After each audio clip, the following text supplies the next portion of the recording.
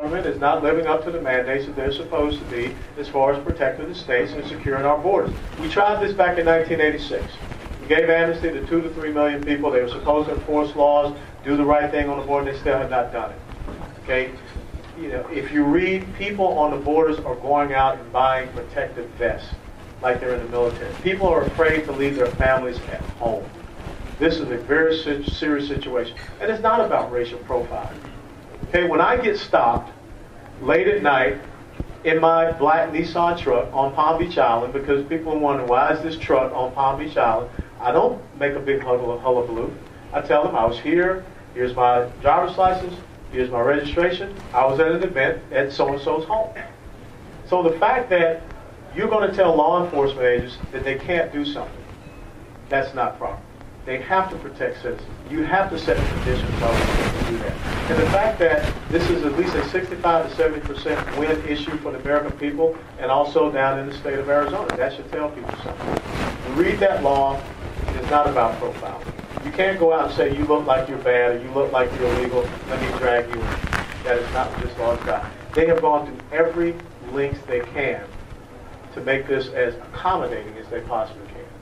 Now, talk about Mr. Blumenthal, there's only one word, he lied. I mean, when you stand up, I got to tell you something. I've been in Desert Shield, Desert Storm. I was in Iraq, and I was in Afghanistan. If you've been in combat, you don't forget that you were in combat.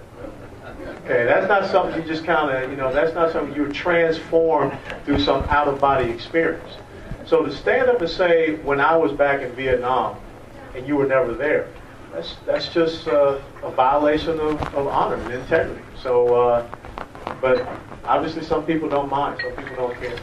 And as far as Admiral Congressman Sestak, it's going to be a very interesting situation because no one wants to come out and admit ground truth. But the American people need to know. Because if this was something where the White House did say, drop out and we'll promise you this position, this ties right back to what we saw come out of Chicago early on with Governor Blagojevich with that Senate seat. So this is just indicators and warnings, looking for trends. And this could be a very serious issue and it's a felony offense. If someone from the White House did offer him a position for him to step down from running for that Senate seat. So we'll see, but it's going to play out very bad. Colonel West, Steve Morton, I'd like to know 70% or so of jobs are created by small business. Yeah. And in general, what has the administration done, and in specific, what has the congressman in this district done to create or help to create small business jobs? Well, it's killing them. Because, for one thing with small businesses, this health care law that came out, it really does not help the small businesses. It puts more of a burden on them so that, they will start to lay people off. It did not allow them to pull together small businesses and compete for insurance across state boundaries. When you look at this small business tax credit, if you read the actual law, there's so many caveats against them that most of the small businesses here in this area don't qualify for the small business tax credit. You really have to almost be, upside down to get that, to get some type of credit. You look at the fact that we're not doing anything because most of your small businesses will pay at the income tax level, so that's something that hurts them as well. When we start to classify being rich or being, successful at $200,000 or $250,000, that's not a lot of profit when you look at it from a small business. So once again, we are not setting conditions for their success. So, the biggest thing we got to start looking at is how do we infuse the money back down here for our small business? How do we allow new technologies, as you and I have talked about, to come down here and help what is, our biggest industry, which is the marine industry?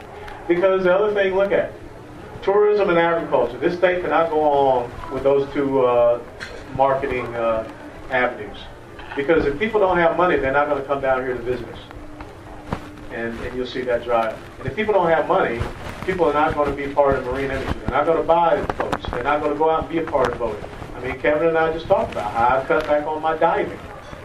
So because you just got to look at where can I cut back, which is something that the federal government is not doing, which is one of the things they need to have a balanced budget amendment because you've got to hold their feet to the fire. Colonel Wesley, you're elected From your lips to God's ears, but I didn't hear you say that. You have two huge problems in terms of growth. One is a Medicaid program and a Social Security program. How are you you're gonna have to cut something.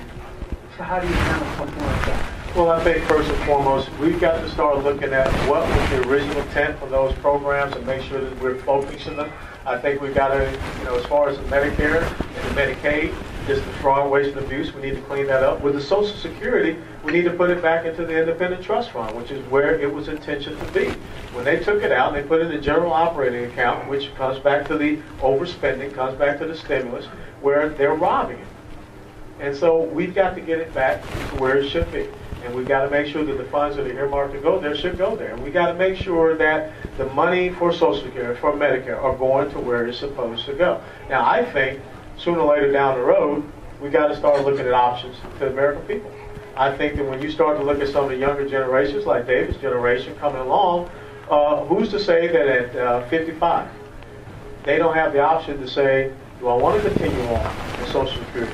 Or do I take what I have paid into Social Security, you give me that check, I can invest it and take care of it, but you keep the interest, federal government.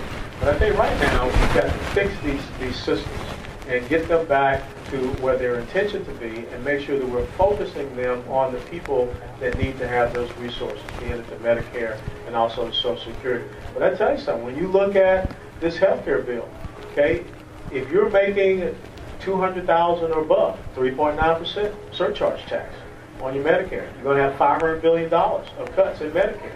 All of these things to help pay for this health care legislation. That's not the way that you fix this health care system.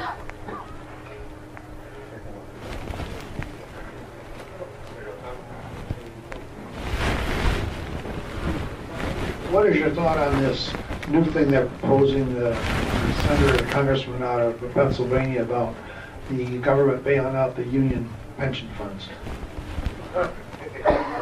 You want the short answer? It's wrong. It's just absolutely wrong. But see, once again, it comes back to paying off the people who got you there. Remember back in December when we had the union bosses that went to the White House and they got the sweetheart deals as part of the health care legislation. There was once a point where we did need unions to go in and lobby and be an advocate for employees. But I think now that this thing has become such a behemoth that it is a self-leaking ice cream cone. And it's a monster that is killing our industry. I mean, when you look at this health check legislation, which takes away the free ballot, I mean, that's something that is totally against what this country is about. Unions are losing their memberships. People are not wanting to be a part of this, but yet they need to continue to be viable. And Florida, thank God, we're a right to work state. But in places like Pennsylvania, Michigan, that's what happened with the auto industry, is that the unions took it down. So, you start to look at these union bosses and the money that they're making and how they're living. It's not going to the people to really help them out. It's going to prop them up, and it's going to help them with more political activities and things of that nature. So, no. American taxpayer dollars, okay, it goes back to what the Constitution says. Establish justice, ensure domestic tranquility, promote general welfare, provide for the common defense, secure the blessings of liberty. I don't see how anything about giving taxpayer dollars to unions fits within those 5 mandates of the Constitution. So it's just a payback for votes. And remember, we're going into probably the most critical midterm election that this country will ever see. So you got to start making sure that the SEIU votes are out there for you. You got to start making sure that the ACORN votes are out there for you. You got to start making sure that, all of a sudden, you're going to start seeing these people show up, stand in the line, do this, do that. These folks are getting paid. These people that came out for early voting, getting paid. These people that come out in these purple T-shirts and all with the, printed signs, they're getting paid. And that comes from our money.